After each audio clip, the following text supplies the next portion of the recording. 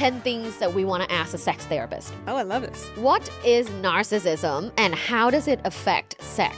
They're trying to please you so they can revel in how great they are. I'm like just realizing something right now. You got a power fetish? I have a power fetish. You might.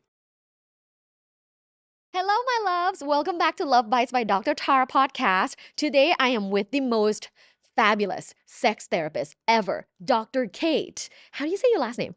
Balistrary. Balistrieri. It's so beautiful. Is that Thank you. Italian? It is. It's Sicilian. Ooh, spicy. Mm-hmm. Would you say you're a spicy person?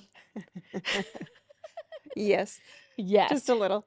Dr. Kate is a renowned certified sex therapist and founder of Modern Intimacy. And you said there's so many therapists and coaches at Modern Intimacy now. I think we're up to about 18 right now. We've got Wow. some students who are doing an externship with us, and then we have psychologists, MFTs, social workers, counselors, folks just everywhere along their journey. And it's really great. It's a That's diverse team. amazing. Yeah, it's fun. Yeah. And like you're such a confident woman. I want to share with you this research finding that I just read. Mm. Women who walk with an energetic, fluid stride are more likely to experience vaginal orgasms, says a study in the Journal of Sexual Medicine. I mean, I love that. I love that. Yes. More. Why do you think that is? I think that is because they're more confident and therefore they're more relaxed. And so their body can receive stimulation and they're probably more embodied and more in touch with it, would be my guess. Yeah. Mm. That's a valid guess. That was kind of my guess too. Like, okay, you're comfortable in your own skin, Yeah. right? So you go everywhere and you exude good energy, Mhm. probably translates to the bedroom. Yeah. And also you're okay in your own body, right? When we have a lot of anxiety or if we're not really feeling super, super great, Which shows in your strides. definitely shows in your strut or your lack thereof. And it makes it really hard to like connect with pleasure, connect with Mhm. sensation. Wow. Okay. So this season, we're doing 10 things about sex. Okay. And this last episode, we just had 10 things about penis. So I think this episode will be 10 things that we want to ask a sex therapist. Okay. Okay. Oh, I love this. Let's And dive these in. are, based on a lot of what people are asking on the internet, on my social media, and on my website, and my Gen Z team. So, number 1, how does childhood trauma impact sexual preferences? Ooh, that's such a great question. It can have very minimal impact, and it can also shape the way we think about fantasies. It can shape our relational needs. And of course, our relational needs will show up in the things that we like during sex. Um, but it doesn't have to play a big role. So it's not a given, right? If someone experiences trauma, it may or may not be something that reflects in their sexual preferences and Right. interests. That's fair because Yeah. I like saying daddy in the bedroom, and I Mm. swear I don't have daddy issues because people are like, you have daddy issues. That's why you like saying daddy, but that's a myth. I mean, yeah, it could be, and it could be related to something in your life, and it could be unrelated, right? I think we have to also consider the metaphor that a lot of fantasies hold. And so daddy can mean a lot of different things. It can mean power, it can mean nurturance, it can mean strength. So if you're saying daddy in bed and that's something that you like, it doesn't mean you have daddy issues. It might just mean you have a thing for power. Right. I do have a thing for I mean, power. power can be really hot. I get that. Power's hot. Yeah. Ooh. Number 2, could childhood trauma be the reason for someone's BDSM interest? This is a question that comes up a lot. Yeah, I see it a lot on the internet. Yeah, and here's what I want to say. People who are vanilla sometimes have needs in their sexual lives that are based in trauma, and sometimes they don't. The same is true for kinky folks. Sometimes their sexual needs and interests are based in early trauma, and sometimes they're not. The thing is, we don't want to pathologize anything that's kinky or BDSM related because even if it is something that's born out of someone's trauma early in life, it doesn't mean that it's unhealthy for them to want to play that out. Ooh. And work it out in their sex play as adults.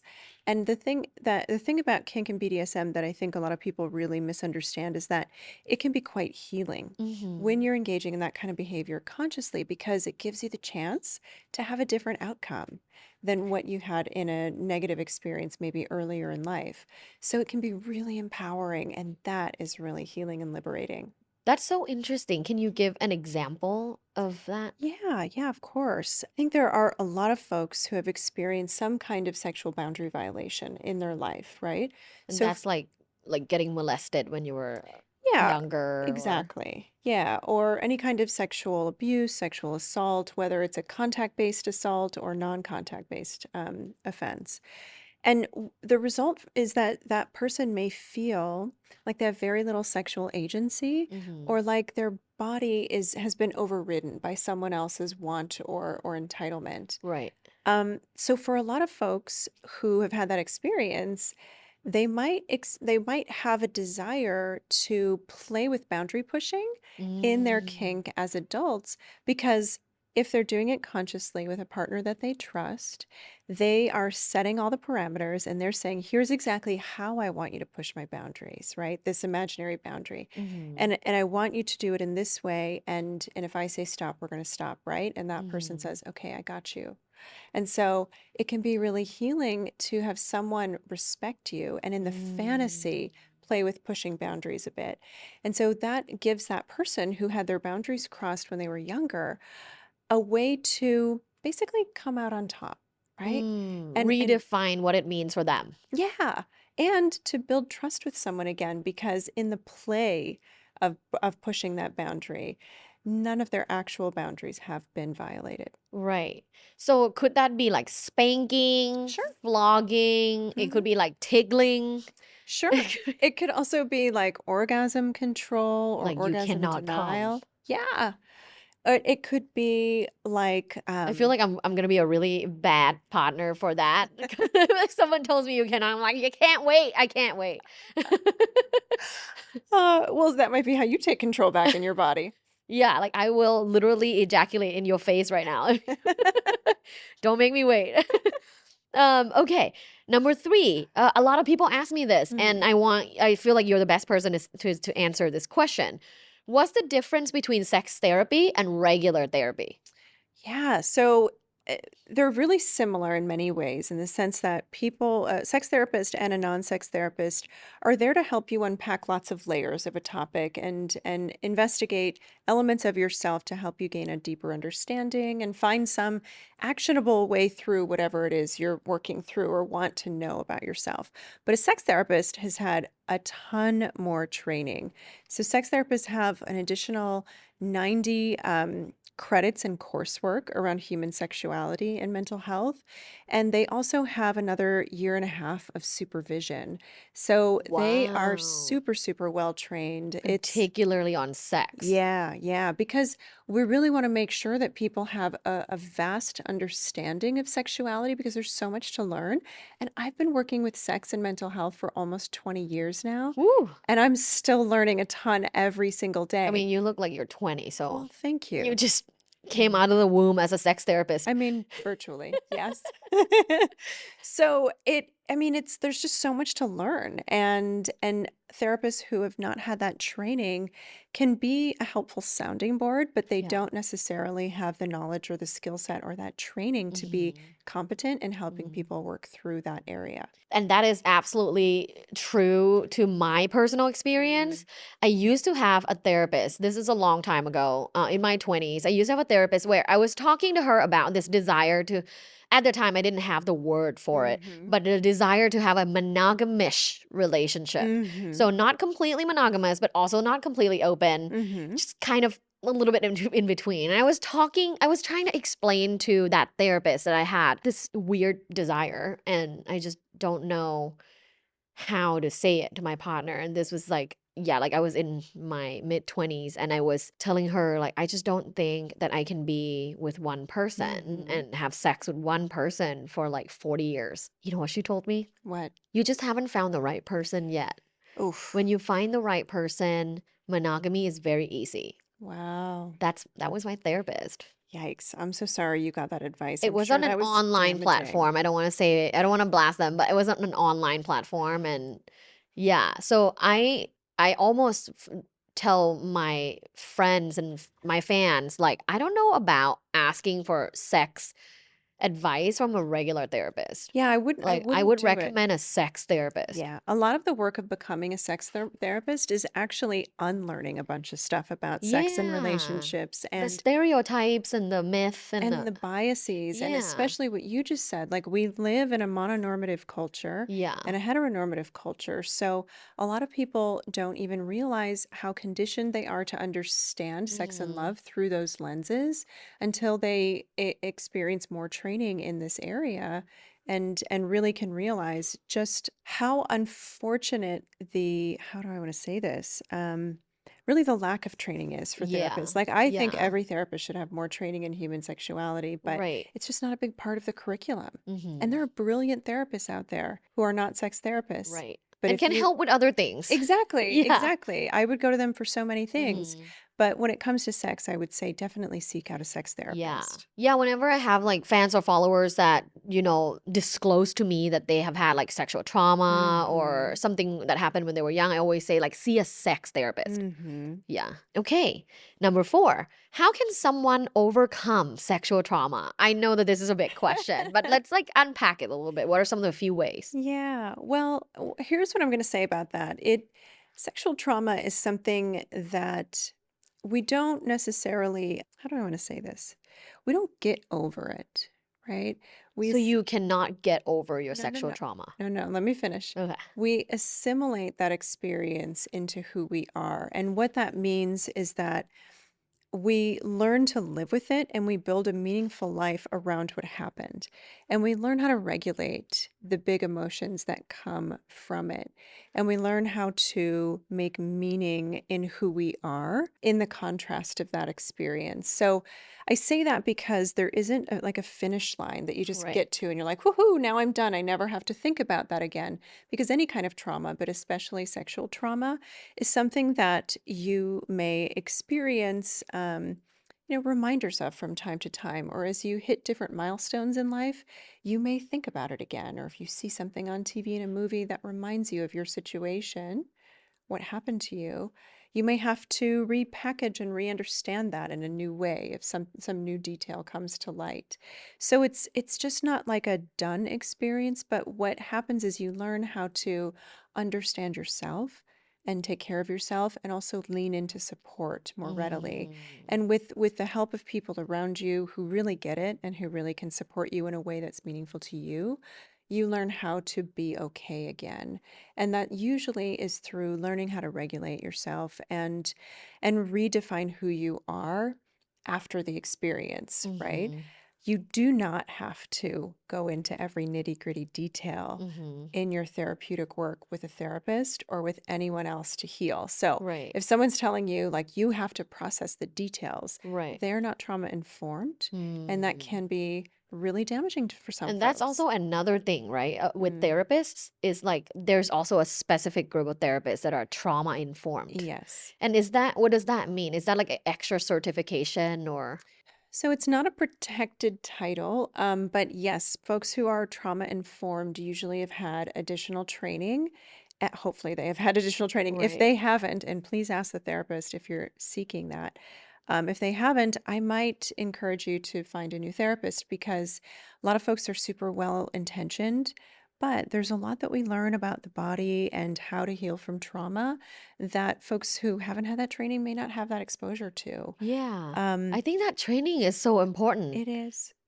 Yeah, like I am not trauma informed Mm, and I would not feel equipped yeah, helping people that have had a lot of trauma. yeah. So, for those that are asking this question that are like, okay, like how can I overcome my sexual trauma?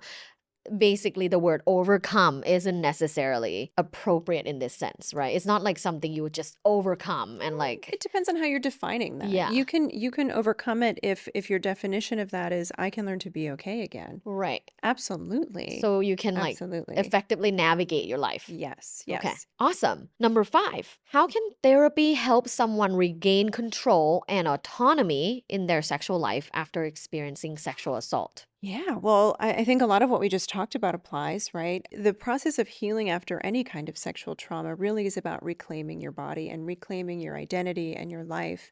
And so all of those things help in having a thriving sex life. When you start to work with a therapist who's trained to help in these areas, you get to really focus more on your own agency somatically, learning how to ask for what you want, learning how to say no, learning how to trust yourself again, learning how to negotiate proactively with partners. Now, that doesn't mean that someone won't do something that is hurtful in the future, right? But you can learn how to think more about what you want to do to set the tone for your sexual experiences and really lean into that with a lot more openness and a lot more expansiveness.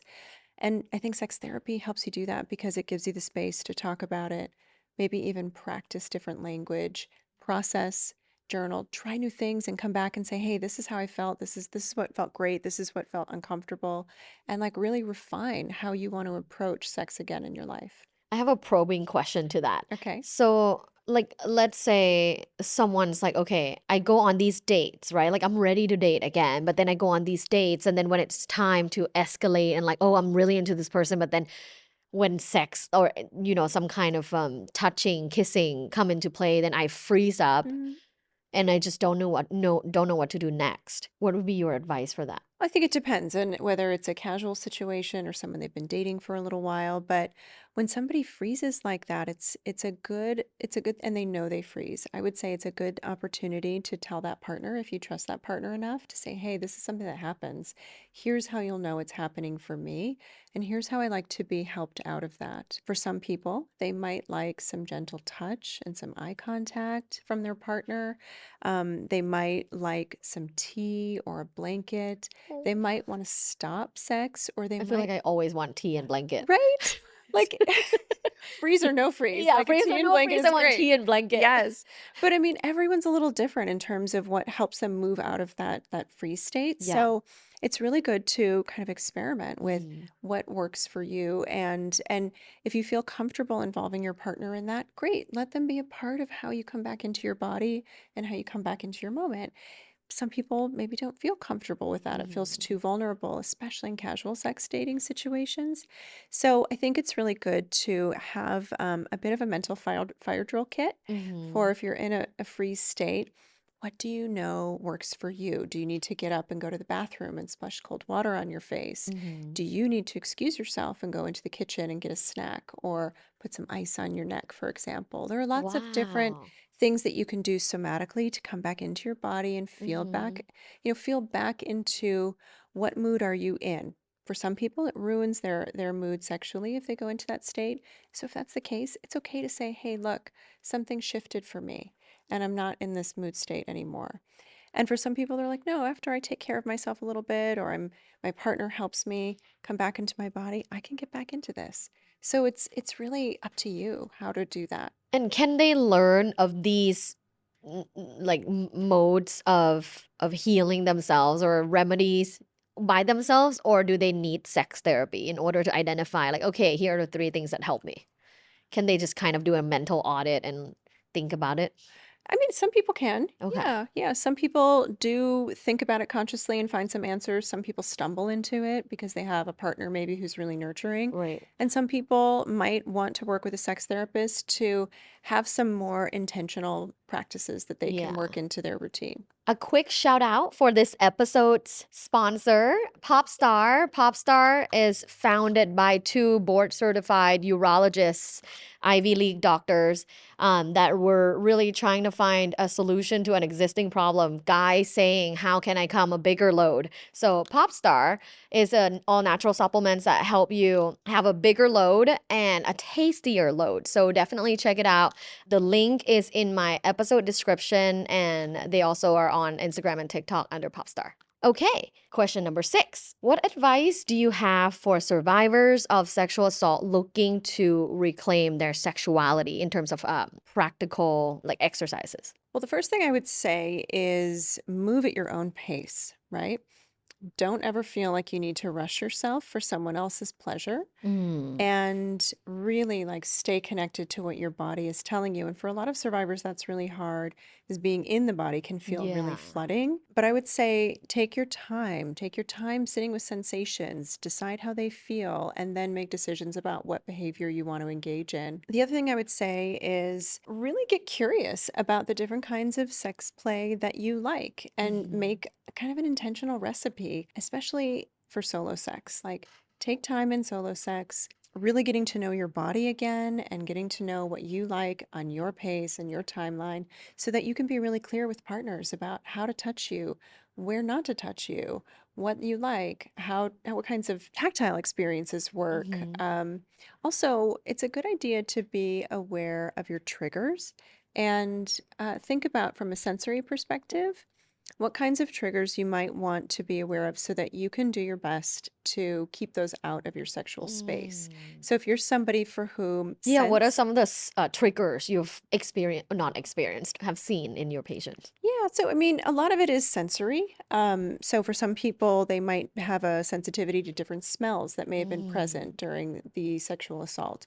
So if you know, for example, that a certain kind of beer is a smell that triggers memories for Oh. like maybe the assailant was drinking. Oh. It's a really good idea to ask the person you're with to not drink that kind of beer if you see them ordering it. You don't have to give them a ton of details, but you can say, hey, this is kind of a mood killer for me, the smell of this beer. Wow, I've never heard of that. Oh, yeah. Yeah. Well, our olfactory sense is our most powerful sense, Yeah. especially when it comes to sex Yeah, it's so reliable when it comes to attraction. and trigger. Yeah. And like a lack of Yeah. safety. So for a lot of people, smells are something that can be really activating in Mm. a positive or a negative way. Same with different kinds of touch, right? Like sometimes a lover might kiss you in a way that a perpetrator did, or they might touch your body in a place that a perpetrator did, and it might evoke similar kinds of intrusive thoughts that you've had in the past about the assault. So Mm. know the things that don't work for you so that you can have a clear Mm. conversation with a partner about what does and doesn't work for you. Mm. Wow. I actually recently got a DM from a woman who said, like, I don't know why every time my boyfriend pulls my hair, I cry. Hmm. And I'm like, well, I don't know why either. You know, Yeah. because I'm sure there's a lot of investigation to Hmm. understand the other things too, but it Hmm. could be potentially something like that that you just Yeah, said, like it could be a trigger. it could be. It could be a trigger because maybe something like that happened during a previous abuse, but it could also be a feeling of vulnerability, right? Mm-hmm. And they might not feel safe being Mm-hmm. vulnerable in that moment. Are there smells that are like a good trigger for you? For me personally, Yeah. there is a cologne, and I don't know what it's called, but whenever I have a partner who's wearing that, I just melt. And I know, I don't know Wow. what it's Wow, called. all the guys are gonna DM me like, what is this cologne, Dr. Tara? You get I it? don't know what it is. I smelled it recently on some guy walking It's past just me, like and I hot. was like a You're like, cartoon who's dog. that? I know, following the smell. Um, Wow. yeah, that does it for me. I really love vanilla too. Like Mm. really hardcore into Yeah, vanilla vanilla. is sexy. It It's is. soft. Yeah. Sandalwood. Yeah. Yeah, how about you? I like my husband's body smell after the gym. Like a Yeah. musky smell. Yeah. I like Mm-hmm. smelling his like neck and Mm. sometimes armpit, but That can be really hot. after the gym. Yeah, I Yeah. think it's attached to like he just went to the gym. Like it's attached Mm. to like masculinity and power. Mm. Power. Power. You got a power fetish?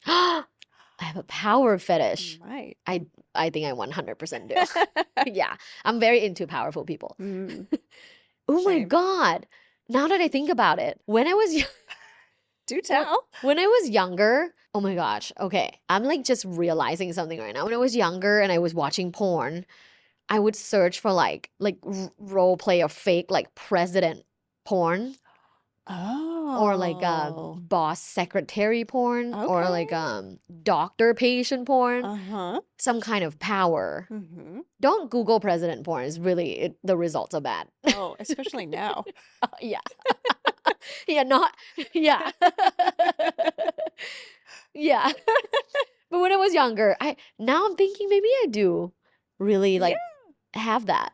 I mean, I wouldn't be surprised. Like we said, power's hot. Power is hot. Mm-hmm. Okay, number 7. What is narcissism and how does it affect sex? Narcissism is one of my favorite psychological conditions to study. I like that you have a favorite to study. Well, I have many favorites, but it's so beguiling because on the surface, narcissism presents in a couple of really intense ways. Yes, let's talk about it. Yeah, like grandiosity. Hmm. People who are overt narcissists are sometimes called malignant narcissists, grandiose narcissists.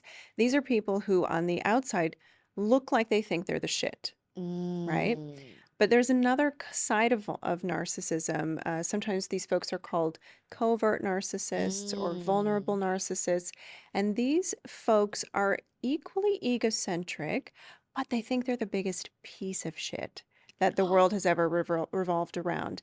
And what they have in common, these two sort of polarities of narcissism, is that they're both organized around tremendous shame. Mm. But the grandiose or malignant narcissist has defended against shame by creating an illusion in their mind of how great they are, Mm. right? And so they sort of center themselves in this greatness. And that keeps them psychologically safe because it's really painful to think that we're not good enough. Now, Mm. the other kind of narcissist really is in touch with how not good enough they feel, but they sort of keep themselves at the center of that experience, and it can make them difficult to be around because they're so focused on their shame and Mm. being not good enough that they have a hard time sort of being there for other people and Mm. showing up for others and getting outside of that pain. Mhm.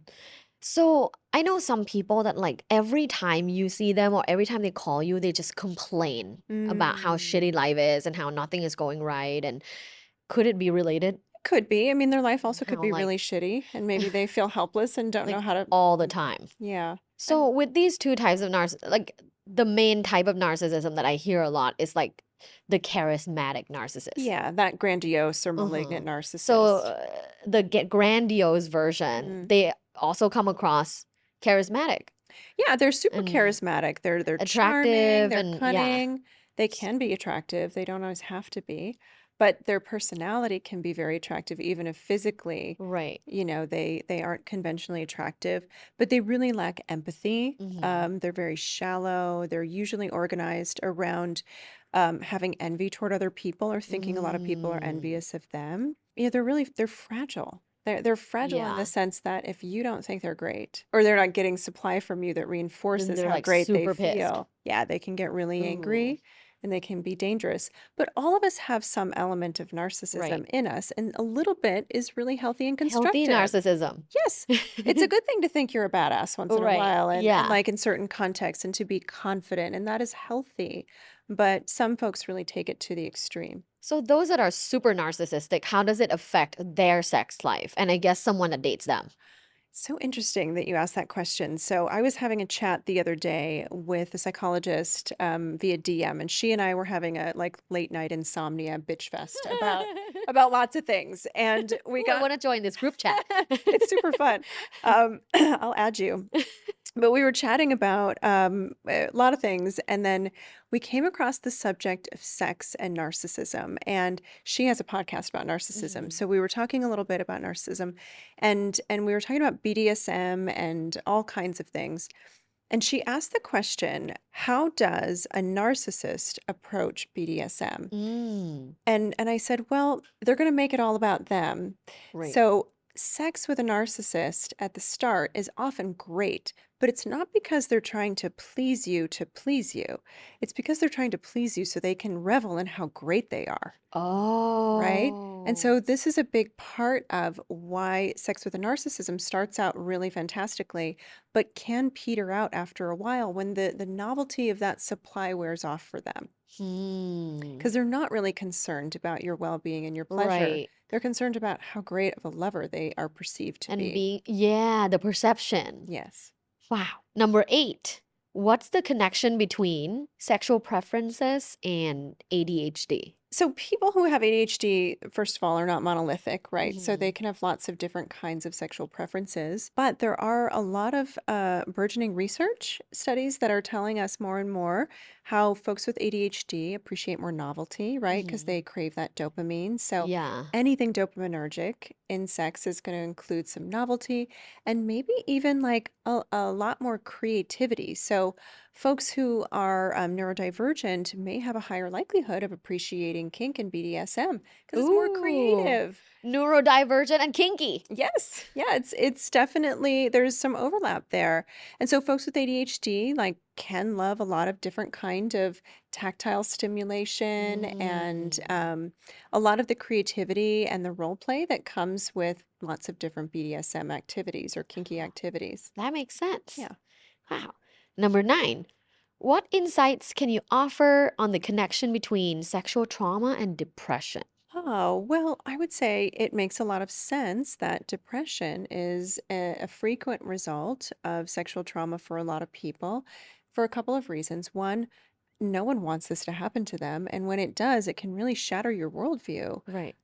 It can change how you feel about yourself, other people, and the world, especially if there's a lot of secondary victimization or secondary re traumatization, Which is what? which is when people go for help or they make an outcry and they're not believed, or they Mm. experience trauma in the hands of the helpers, or Mm. things get worse or they don't have access to support. Mm. Right? It can be really tragic. So slut shaming and victim blaming are some of the biggest examples of that that we see that can really amplify and worsen people's experience after their sexual trauma has happened to them. So, the other thing that I want to say is that a traumatic event tends to initiate one of two reactions in the body: a state of hyperarousal in the nervous system, which looks like a lot of startle response or anxiety or anger, irritability, because our nervous system is upregulating in Mm. response to that trauma. But it also can downregulate, and people can have a hypoaroused response to anything traumatic, meaning they go into sort of a freeze state Yeah, or or a fawn numb. state or numb. Yeah. And depression is one of the results of that as well. I was talking about depression medication and also like the other SSRIs and how that's related to like an erection Mm-hmm. with Dr. Joshua before. Mm-hmm. So my probing question to you is what are some of the other side effects of SSRIs that are related to sex? Well, I'm not a prescriber, so I Right. probably can't go too deep into the weeds in that question. But lots of medications can have different side effects on desire, on libido, on sexual function. So if you're taking medication for depression or for anxiety and you're experiencing sexual side effects, I would say go right back to that prescribing professional and talk about the side effects and try to see what other options might exist for you. Yeah. Yeah. Okay, number 10. How can people best support their partners who have experienced childhood and or sexual trauma? Oh, I love this question so much because there's not a lot of information for partners of Right. survivors out Yeah, and there. people always ask that, like, hey, I learned this about my girlfriend, boyfriend, Yeah. partner. How can I help them or how can I best support them? Yeah. Well, the things that I say over and over and over again to partners of survivors of any kind of trauma is one, educate yourself so that your partner doesn't have to do it. So learn a lot about the effects of the kind of trauma that they've experienced, Hmm. but don't assume that all those effects are going to be true for your partner. Everyone's different in how trauma affects them, and each person might experience the effects of that trauma in waves. So today they may not be experiencing a symptom, but tomorrow and next week they might be, and then they might not again. Right. Healing from trauma is not a linear experience. It's very much an up and down, back and Mm-hmm. forth, Mm-hmm. process. So have a lot of grace for them and educate yourself. Don't demand that they tell you every nitty-gritty detail because that can be Mm-hmm. incredibly re-traumatizing. And also, don't ever try to blame them for what happened to them. Mm-hmm. And the last thing I'll say is they might appreciate your support, but a lot of survivors really resent when their partners show up with a white knight complex. And Ooh, tell us more about the white knight complex. We want to hear it. yeah, or a savior complex of some sort, like, I want to kill that person, or I want to beat that person up, or why didn't you tell me that happened, or da da da da da. When you make their pain about you are Mm. doing a psychologically similar thing to them that happened during the traumatic experience, which is that perpetrator or offending person made that situation about their wants and needs exclusively, Mm. right? So, like, really slow down if you find yourself getting frustrated with your partner because you feel helpless. Because you know what? They feel even more helpless, and you making it their responsibility to assuage your helplessness does not help them. Wow.